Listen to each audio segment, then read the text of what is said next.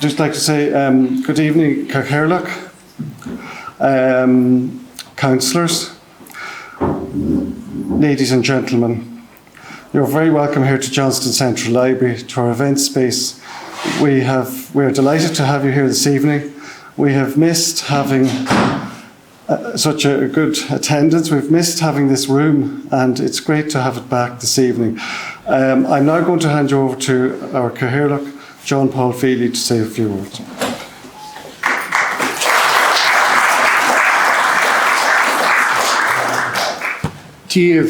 Good evening. I'm delighted to be here at this lecture and to see us back in this very important space in the library.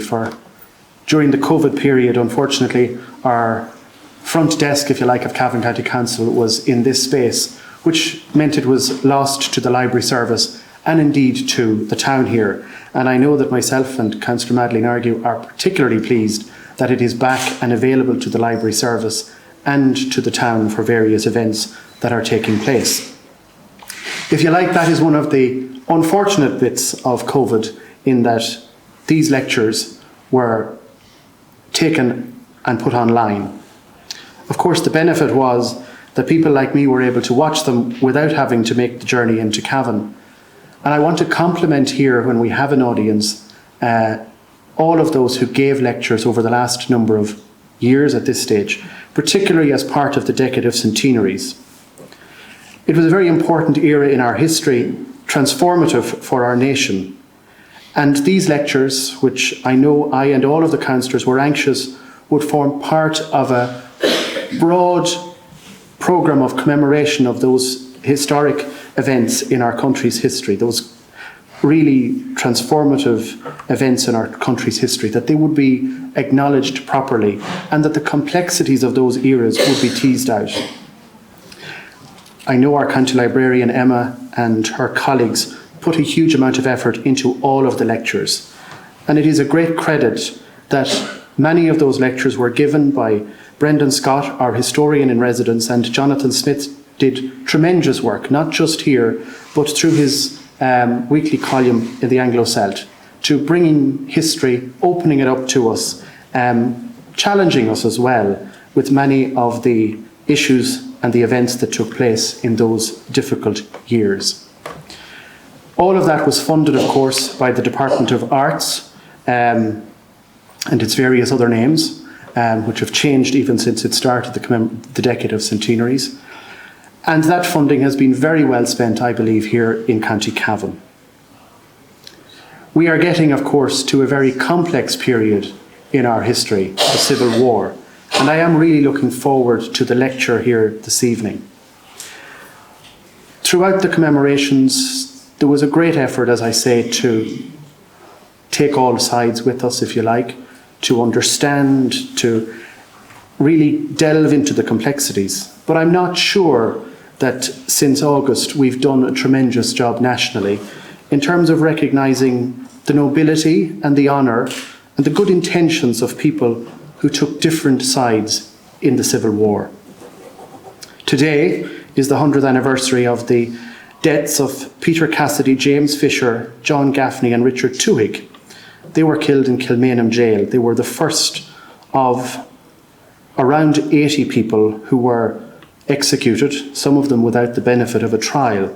Others, like Erskine Childers, whose anniversary occurs next week, was executed when his legal team had lodged papers for an appeal.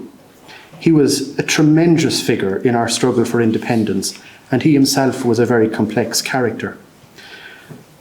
We rightly had a wonderful commemoration for General Collins and his death in Bailnablaw, but we didn't have a commemoration for Cathal Brugha and Harry Boland, and I haven't seen a formal commemoration for those men who were killed today, and I'm not aware of any plans for our country to formally commemorate Erskine Childers next week, and I think that's a loss. All of those people, rightly or wrongly, some of them putting themselves out to stop a civil war and ending up getting killed during it. They were a huge loss to our country on both sides, and we have suffered as a result of their loss since. And I hope that the opportunity is not lost in the coming weeks to properly recognise them, to properly recognise those events, and for future generations to understand the complexities of what happened. I'm delighted that Dr. Diarmaid Ferriter is here this evening. I have to say, I always, may not agree with his analysis, but I always enjoy it. He always does his best to give every side, to explain, to get into the nitty-gritty of stuff. And that is something that we must value, because it's not always easy. I'd say you might figure out my biases fairly quickly. We all have them. But it's so important for people like Diarmaid to make the effort, and he does make the effort, to really give everyone a fair crack of the whip. And I'm really looking forward to his lecture this evening. Gur maith.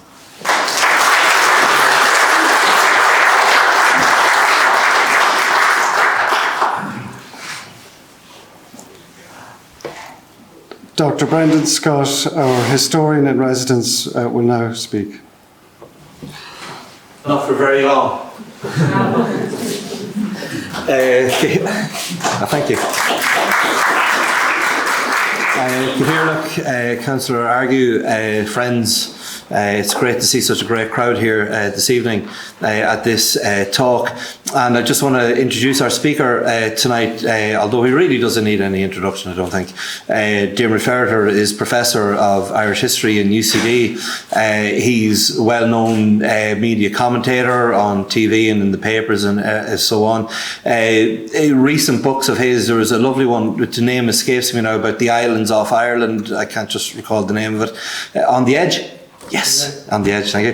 There's the one about the border, which came out not too long ago as well. And then there was the most recent book, I think the most recent one, which deals with the Civil War, which was Between Two Hells. And I really recommend, that's a fabulous book, really puts things out very, very well. And this evening, Diarmaid is going to talk about the Irish Civil War itself. So over to Diarmaid. Thank you.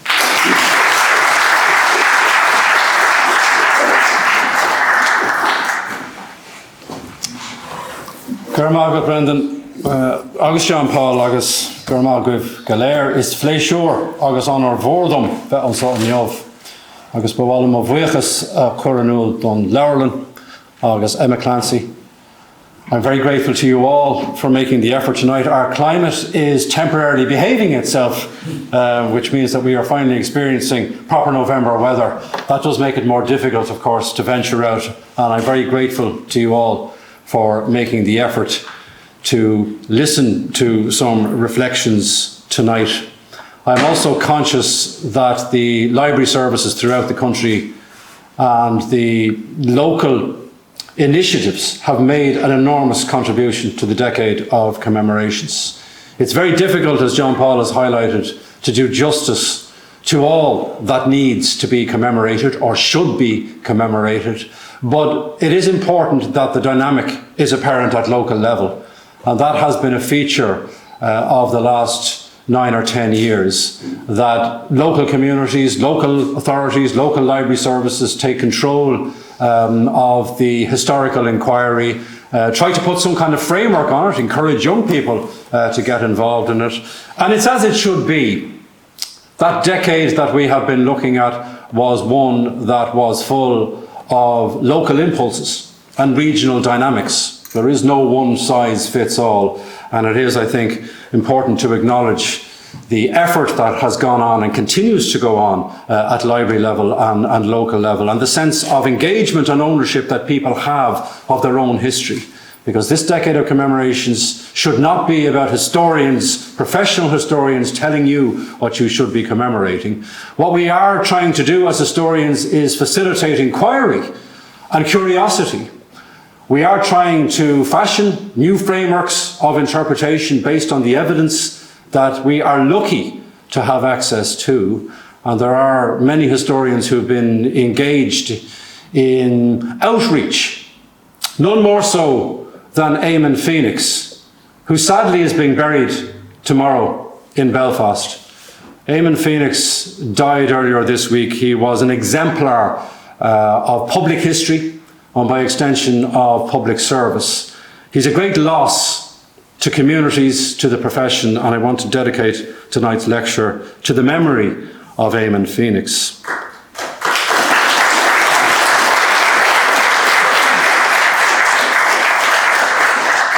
I'm not here to offer you a polished history of the Civil War in all its dimensions.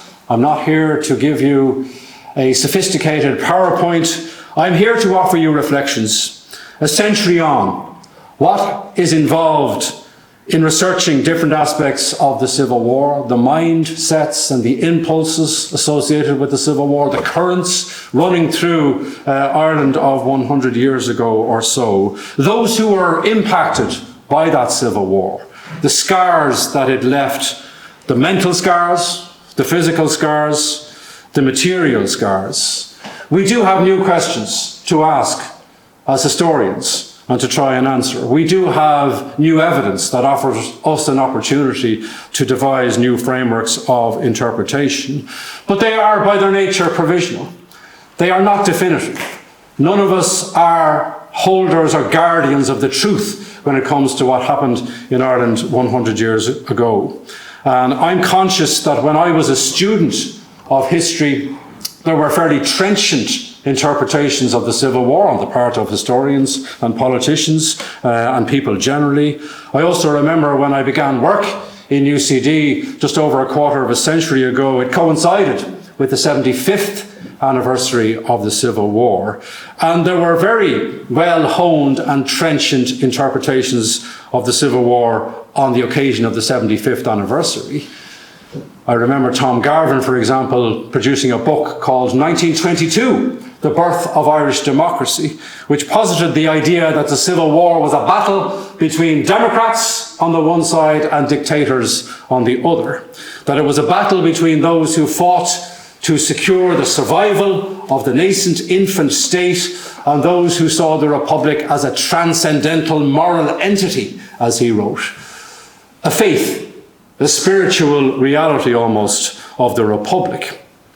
There was no doubt about what side of the debate that Tom Garvin was on. These Democrats, these state builders, had to ensure the survival of the state and had to kill people in order for that state to survive.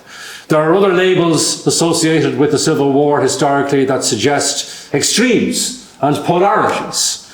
Brother against brother, green against green. And when I look at some of the archival material associated with Eamon de Valera during the Civil War, I think of another polarity that he highlighted when he wrote to Mary McSweeney, the redoubtable Cork Republican, in September 1922. He told her that reason rather than faith had been his master. He couldn't identify with those, like Mary, who he wrote were on the plane of faith and unreason. It's a reminder that even on the anti-treaty side, even on the Republican side, there were shades of opinion. De Valera felt that he couldn't make common cause with those who were depicted as the diehards of the anti-treaty side.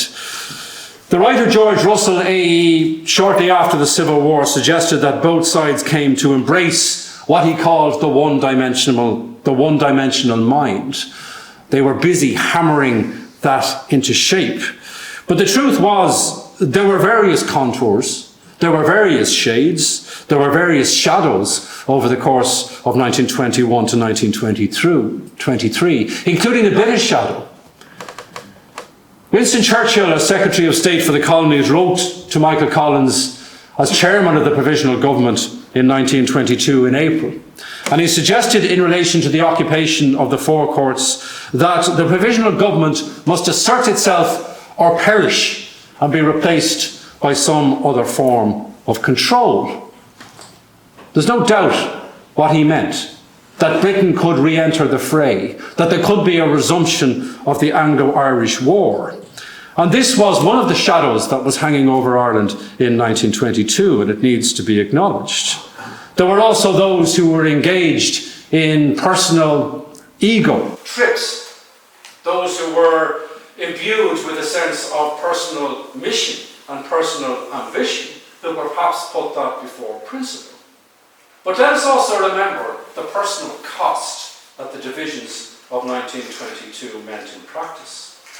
Michael Rinn, who was a pro-treaty IRA officer, recorded in his diary before the outbreak of the Civil War, "I stand to lose 50% of my friendships." It was simple and stark when it came to the reality of what this meant for interpersonal relationships, for friendships, for communities. But Michael Rinn also recorded that he was growing weary of those who adopt an air and tone of moral superiority to all lesser men. And it's a reminder of how the narratives were developing at that time. Those who felt that they had to cling to the ideas that they had been immersed in during the formation of their political consciousness, whether that was through cultural nationalism or political nationalism or intense military action or a combination of all of those. And no doubt narratives were developing during and towards the end of the Civil War about how to frame this particular event, even before the embers of the Civil War had faded. Kevin O'Higgins, for example, as the hard man of the 1920s government, as the Minister for Justice in 1924, was invited to the Oxford Union. And he gave a well-known address in 1924 in which he framed this image of the state builders. 8 young men, he described, standing in City Hall amidst the ruins of one administration with the foundations of another not yet built, and wild men screaming through the keyhole. We can see what he was doing, fashioning a narrative that would strip the other side of their humanity, of their rationality, of trying to polarize the divisions of 1922 in that way. There were others, including the playwright Sean O'Casey, who came through their own writings to ponder on the issue of personal ambition and personal idealism, and what the Civil War meant for the inhabitants of Dublin city tenements, for example. Sean O'Casey, at a later stage in the 1950s, looked back to his 1920s trilogy of plays. And he was trying to reflect on the meaning of The Shadow of a Gunman. And he suggested that civil war should only be fought for great causes. We need to be careful, he said, of personal idealism. Good intentioned, well-meaning as it may be, its flame in a few hearts may not give rise to new life and hope for the many, but dwindle into ghastly funeral pyres. And he was also writing about an Ireland of 1926 where 800,000 people were living in overcrowded living conditions according to the census of that year. The point he was making was what had changed for those he described as the inanimate patsies of the tenement buildings. And that too is something that we need to ponder in relation to the revolutionary mindset. What changed and what did not change during this period? How else were the debates framed during that period?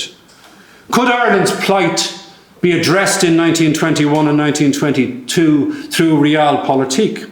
Consider the contribution made by Frank Gallagher to the treaty debates at the end of 1921. He insisted that Ireland was not land, Ireland was not people, Ireland was spirit.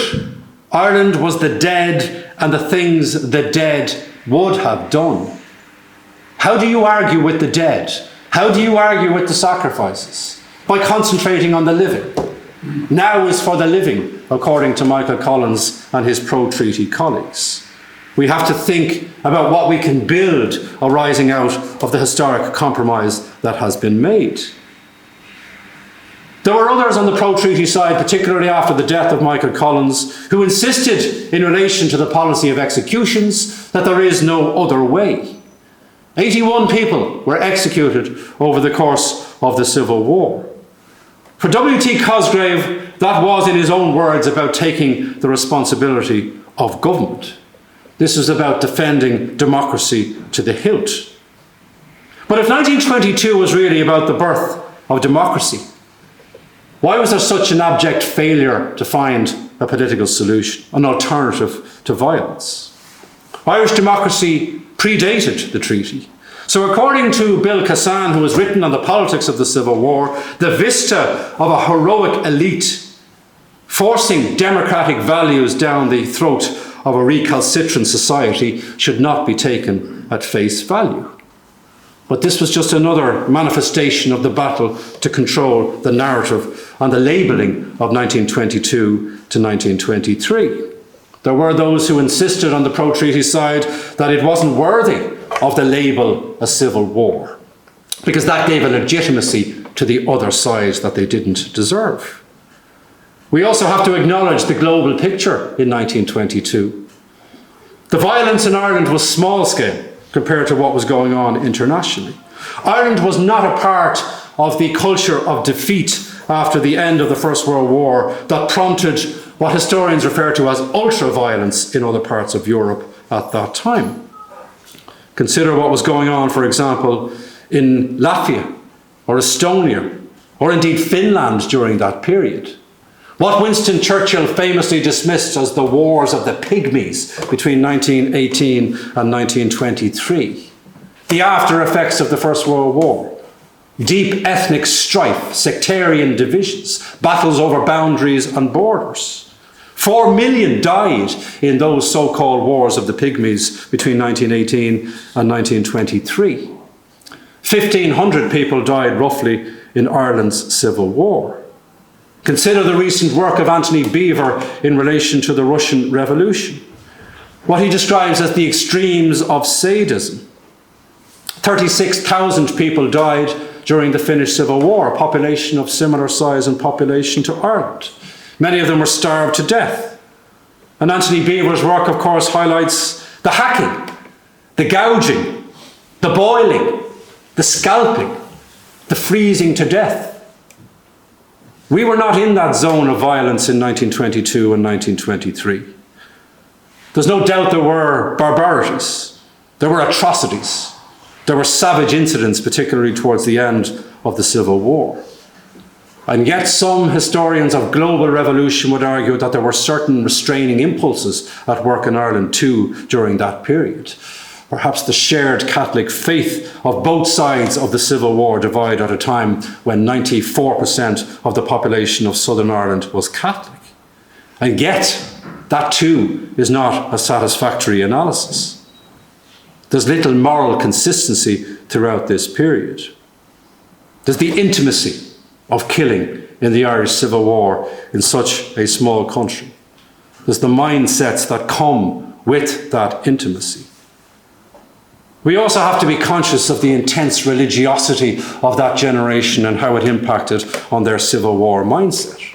Mention was made earlier on of Erskine Childers. God's plan was part of his execution as far as he was concerned.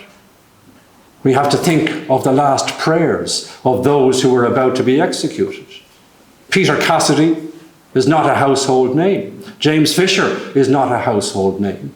These were the young working class dubs who were the first victims of the policy of executions. There was also during the Civil War the resort to hunger strikes. And consider the pledge that the hunger strikers made. For what I am about to suffer, I offer to the glory of God and the freedom of Ireland. God came first when it came to the hunger strikes of the Republicans. Ernie O'Malley, who stayed on hunger strike for 41 days, insisted in his correspondence with Molly Childers, the widow of Erskine, the country has not as yet had sufficient sacrifice. It hasn't had sufficient suffering. There's not enough spirituality, he insisted, in our movement. Ireland, he insisted, needed to get back its real soul. And there's an emotional charge, of course, to this kind of correspondence. We have to understand it. We have to bring the Civil War back to those who fought it between 1922 and 1923.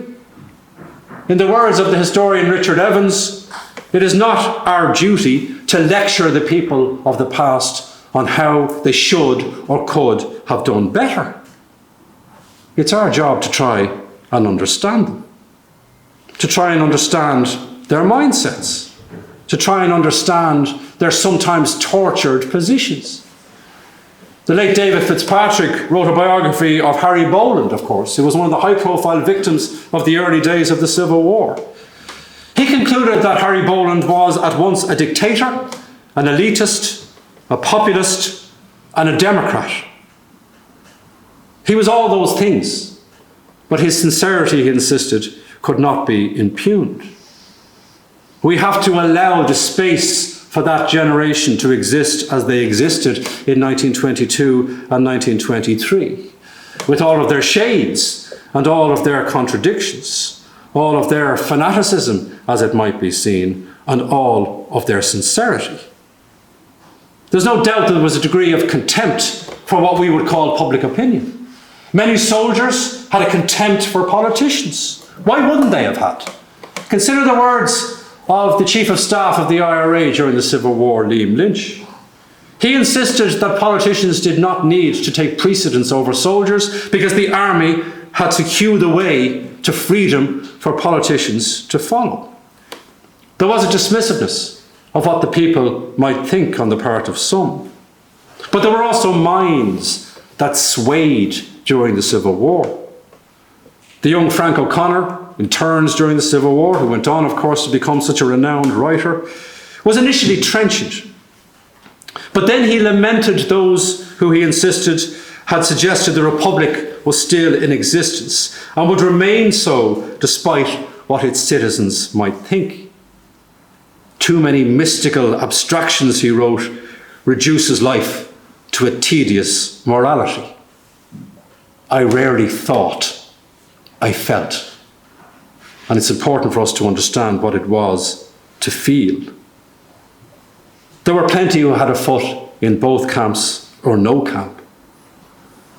Augusta Gregory, the famous playwright, recorded in her diary that she was tired of different sections of one's own mind swinging from one side, tilting from one side to the other.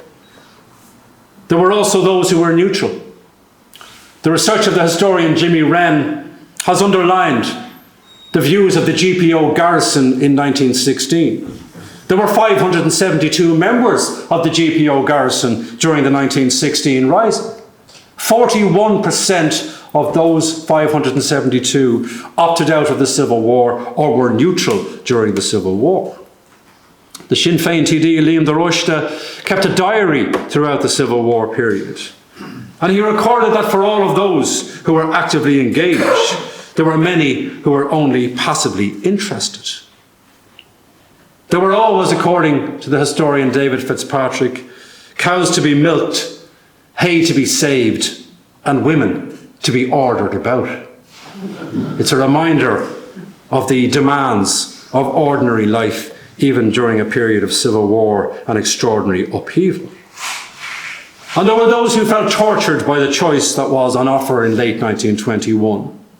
I got the title of my book, Between Two Hells, from a speech by Tipperary Sinn Féin TD PJ Maloney, who had already lost a son during the War of Independence, who himself had spent 23 days on hunger strike. I'm no orator, he said during the treaty debates. I'm no statesman. I'm looking for the path. I'm looking for guidance. But we are being faced now with a choice between two hells. I cannot, he said, vote myself in to empire. And that debate, of course, was playing out, being manoeuvred into a position where you had to choose between two hells. And for the historian, local and national, there's the added difficulty of trying to describe a complicated, chaotic civil war. Michael Hopkinson, as the historian, did a fine job in his book Green Against Green in 1988. He was describing what he described as chaos, a civil war that had an ill-defined beginning, an ill-defined end, fighting that was erratic, that was confused, that was highly regionalised. The difficulty of describing its many forms, the regional differences between the War of Independence and the Civil War. Why was it, for example, in Wexford, that 50 people were killed in that county during the Civil War, but only 23 people were killed in Wexford during the War of Independence? Why was it easier for the Free State side to secure places like Cavan than it was in other counties? What about the land agitation and issues that were to the forefront in a county like Cavan? 2,500 tenants who were still unpurchased tenants. The hunger for land. The Evicted Tenants Association demanding justice, demanding that the land be restored to them, the rightful owners, the land that had been taken from their fathers and grandfathers, as the Cavan Evicted Tenants Associations described. The activities of the ITGWU in Ballyconnell in Cavan, in relation to the desire to break up the ranches. These concerns remained, of course, in various different counties. They affected the dynamics. So too did the policing challenge. The Civic Guard ensconced in Cavan Town in September 1922. It wasn't as easy, of course, in other towns. It depended so much on the regional dynamics. So we do have inconsistency. We do have regional impulses, regional differences. We do have a fracturing throughout 1922 and 1923. But chaos has many forms. And for many, the Civil War's afterlife was also fractured. It was cruel. It was disordered. And that's where historians can open up a new space 100 years on, particularly when it comes to the archive of the military service pension files. The material that has been released in tranches in recent years, detailing the applications made by the men and women who were veterans of this period, describing the circumstances in which they were living after the Civil War, what they had done during the Civil War. What does it reveal to us in relation to the mindsets of 22 and 23, but also the aftermath? What does it tell us about the status of women? Consider those who were labelled the Furies by P.S. O'Hegarty in his book, The Victory of Sinn Féin in 1924. He devoted a chapter to the anti-treaty Republican women. His views were also reflected in the diaries of Liam de Royste that I mentioned a few moments ago, who recorded that these women were not normal human beings with normal human mentalities. They were monomaniacs, he insisted. They were a moral sore in the soul of Ireland. One of those anti-treaty Republican women, Sheila Humphreys, was later to recall that they were forgotten, that the tinted trappings of our fight were hanging like rags around us in the aftermath of the Civil War. Exactly 100 years ago, Mary McSweeney was on hunger strike, a hunger strike that lasted for 24 days. Insisting that she was prepared to do what her brother Terence had done during the War of Independence. She was often sneered at and dismissed as an irrational extremist. In correspondence with her, Eamon De Valera, who I mentioned earlier on, had described the different level that she was at. But again, there was no doubt in her mind about the meaning of betrayal. She had spoken for 2 hours, 40 minutes against the treaty. The transcript, handwritten transcript of her treaty speech runs to over 160 pages. And think about the impact that hunger strikes had on both men and women. 3 weeks on hunger strike did enormous damage, physically, mentally, emotionally. Almost 600 women were incarcerated during the Civil War. 90 of them went on hunger strike. The Catholic bishops famously referred in their pastoral of October 1922 to the decent Irish boys who had degenerated so rapidly, so tragically. They didn't even refer to the degeneracy of the women. They were beyond comment. But they were dehumanized in many respects. In 1942, Nora Martin, who was a leading light in Cumann during the War of Independence and Civil War, insisted that those overseeing the military service pension applications had no appreciation of what women had done during the Civil War. One woman at least, she said, should be on that advisory board. Lawyers and civil servants, no matter how sympathetic, can never visualize the feelings of these women. What constituted active service for women during this period? How do you define fighting for Ireland in 1922 and 1923? Women were confined to the lowest grade of pension, grades D and grades E, because of their auxiliary status within the Republican movement. And yet many, of course, had put their lives on hold and had put their lives at great risk during this period. Joanna Cleary died in 1924 at the age of 26. She never recovered from her hunger strike as a Cumann na mBan member during the Civil War. She was from Ballymore, just outside Dingle. She was the breadwinner. She worked in a Cork asylum. There were 9 dependent children living at home on the small farm in Dingle. That farm was described as a farm that consisted of the grass of 2 cows. And this is one of the great values of the archive of the military service pensions. The detailed overview you get of living conditions. The reports that were compiled by welfare officials and guards in the district in relation to the circumstances of those particular families. Living on the grass of 2 cows. 4 of the siblings had emigrated to the United States. Frank Aiken as Minister for Defence and Sean McEntee as Minister for Finance in the 1930s had to adjudicate on whether or not a £100 gratuity, a once-off payment, was sufficient to settle the case of Joanna Cleary and her family. When we consider those who were adjudicating on these particular circumstances, we have to remind ourselves of what a lottery 1922 to 1923 was. There were those who recovered. There were those who were able to forge very rewarding careers on the back of their Civil War service, on the back of their revolutionary endeavours. There were others, however, who were left to deal with the despair that they could not conquer. Consider another woman, Mary Devons, the widow of Seamus Devons, who was killed during the Civil War in very controversial circumstances with 6 others in Benbulben in Sligo. She killed herself in 1936. As is recorded in her pension application, she died as a result of poisoning by Lysol, which she deliberately drank while suffering from mental depression. What about Margaret Doherty from Foxford in County Mayo, who was, as is described, outraged by 3 men in succession? The euphemism for rape, for a gang rape. After that, it is recorded, she began to fade mentally and physically, never to recover again.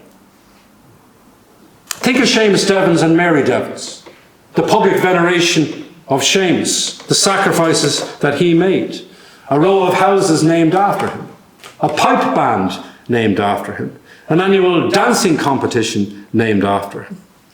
There's the public veneration and the private trauma that we are beginning to learn about.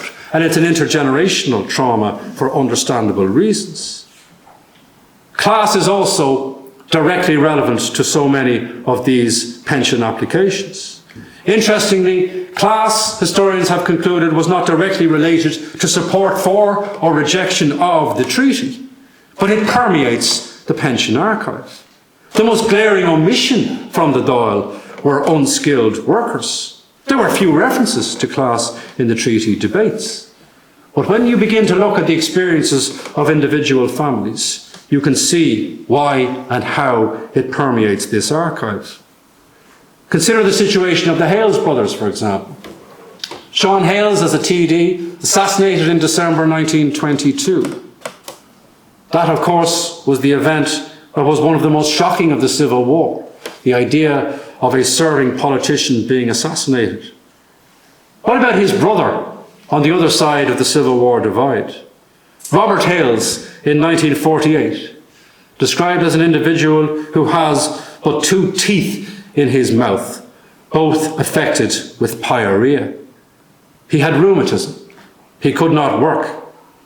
What good, he asks, is £28 per annum at the present time when a man cannot earn his living? That £28 referring to the pension that he was awarded.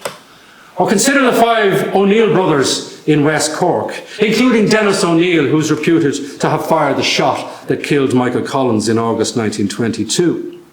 Collectively, the experience of the O'Neill brothers underlines the implications of being on the run, of death, of alcoholism, of disability, of emigration. Jeremiah O'Neill, one of the brothers, was described as a cripple with 2 sticks by the middle of the 1930s, awarded a grade E pension of £15 per annum. Or what about John O'Neill, another one of the brothers, dead at the age of 50? He recorded how from 1916 to 1923 he was never able to sleep in his own home.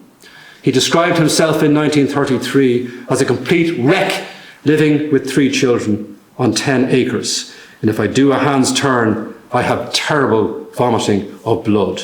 I ask you in the name of honesty, fair play, and as far as charity's sake is concerned, to make sure my family do not starve. Frank Aiken had endured his own difficulties during the Civil War and found it very difficult to talk about. But he owned a very substantial dairy farm in Sandyford. Jerry Boland, another founder member of Fianna Fáil, got impatient with the pensions process.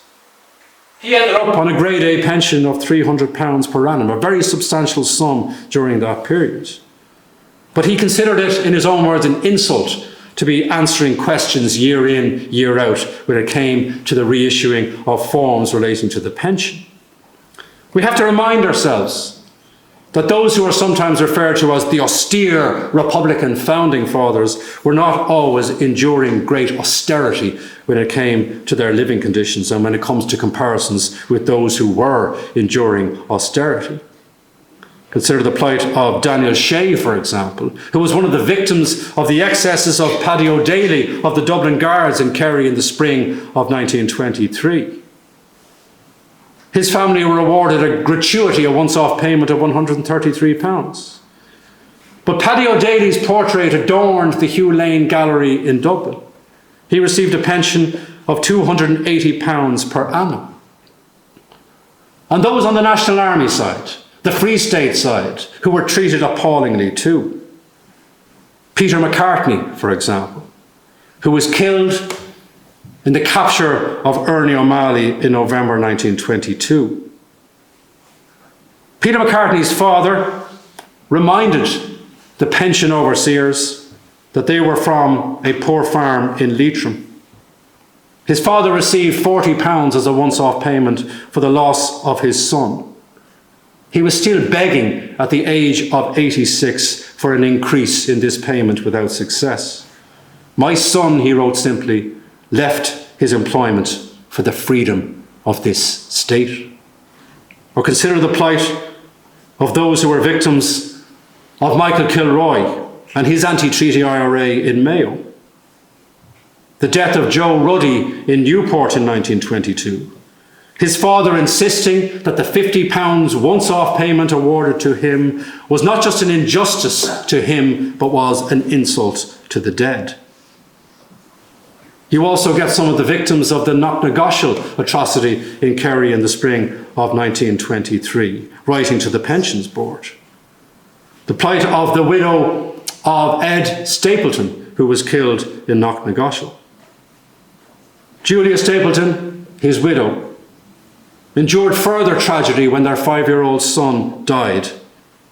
The Department of Finance insisted on recouping the £1.17 that was overpaid for the month after the 5-year-old had been killed. And we've numerous incidents, of course, of this bureaucratic cruelty.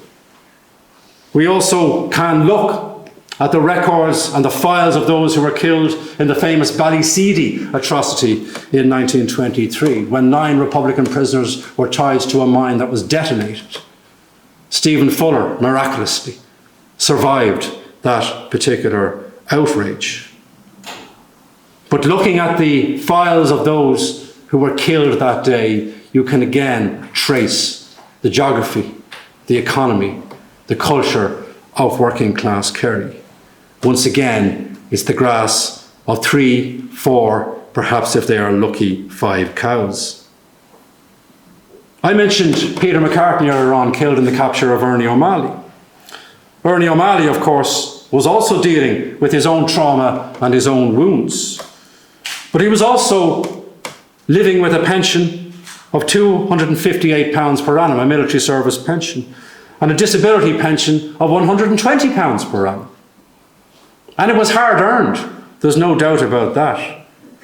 But you cannot help now focusing on the disparities that arose out of the same events and how different individuals fared. Trauma is there throughout, what we today would call post-traumatic stress disorder. It wasn't labelled that in the 1930s and the 1940s. George Lennon, who lived to the age of 91, never really covered from 1922. He was a teenage IRA volunteer in Waterford at the fall of Waterford. He had a breakdown. His pension application contains over 10 changes of address. It's eventually decided that he is suffering from what's called traumatic neurosis, which appears to have been the direct result of his war service. According to his son, Ivan, he never referred to it as the Civil War. He called it the unmentionable. He found himself in America in the 1960s, practicing Zen Buddhism, still searching for tranquility, for some kind of inner peace.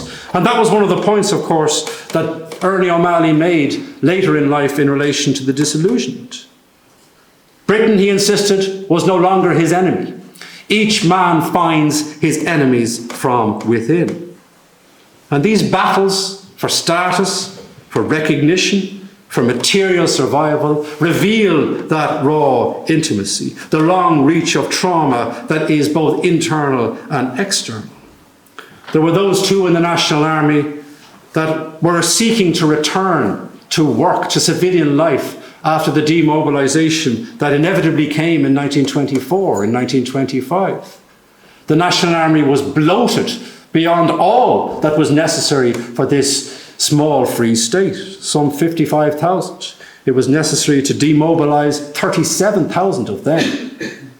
An estimated 100 of those demobilised National Army soldiers were sleeping rough in the Phoenix Park by the middle of the 1920s.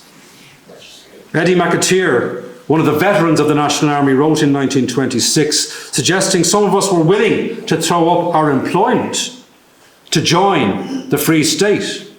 Now we were left without a penny to earn, while others were lucky to get back to their previous employment. There was a sense of betrayal too on the part of those who were forced to drift back over the border. The sense of the Civil War diverting the attention of the Republican movement away from the project of destabilising the new Northern Ireland. Antrim volunteers describing their plight when they were deemed to be surplus to requirements, drifting back over the border to a very hostile regime. James Gallagher in Derry complained bitterly in subsequent decades about what he described as obstacles being put in our way when it came to pension applications from those who were still residing in Derry at that stage. It was dangerous to keep records in the new Northern Ireland for obvious reasons. This was seditious literature. So there's no doubt about the extent of that disillusionment. Our current President, Michael D. Higgins, has made the point in relation to his father that very few people would employ an ex-internee. His father, John, had to battle to get his pension reviewed. It took between 1934 and 1949 and on to the 1950s for this to be resolved. He wrote a poem about it, The Betrayal. It contains the lines that you, his father, had been moved to where those dying too slowly were sent, a poorhouse no longer known by that name. And there was a shame, and there was a humiliation. And there was inevitably perhaps a silence in relation to some of those experiences. The famous interview given by Sean Lamass towards the end of his life, in which he said terrible things were done by both sides. I prefer not to talk about it, as his eyes welled up. His brother Noel was savagely mutilated in the Dublin mountains even after the Civil War had ended. And of course the suffering doesn't end in the spring of 1923. Consider the hunger strike, for example, of Andy O'Sullivan from Cavan, from Denbon. Death after 40 days on hunger strike towards the end of 1923. There are 12,000 interned Republicans at the end of the Civil War who are not reconciled to the state. We need to open up those discussions, of course. We also need to acknowledge the scale of the emigration. In the part of the country that my grandparents are from, in West Kerry, there were 257 members of Cumann during the War of Independence and Civil War. 106 of those 257 had left West Kerry by the 1930s. 30% overall of the West Kerry IRA had emigrated by the 1930s. And what about the legacy in relation to the Catholic Church? We understandably refer to a triumphant Catholic Church in the decades after the Civil War. But why? Partly because they were so shaken by the Civil War. They were feeling deeply insecure about the capacity of their congregations to wage war against each other. The volatility. It's no coincidence that from the 1920s we get this relentless focus on transgression, on doom, on gloom, the focus on the need to return to normality, the need to punish, the need to make invisible what is causing an embarrassment to Ireland's good name. It's partly a legacy of the Civil War. The inherent sinfulness of the Irish people is being continually underlined throughout the 1920s and beyond. That suggests a deeply insecure Catholic Church, which was determined to enter the particular vacuum that opens up as a result of the Civil War and flex its muscle. We also have a relentless centralisation of political power, which is another product of the Civil War. We can talk, as James Dillon famously did in Fine Gael, about the codology of Civil War politics, given that there was so little that divided them in ideological terms.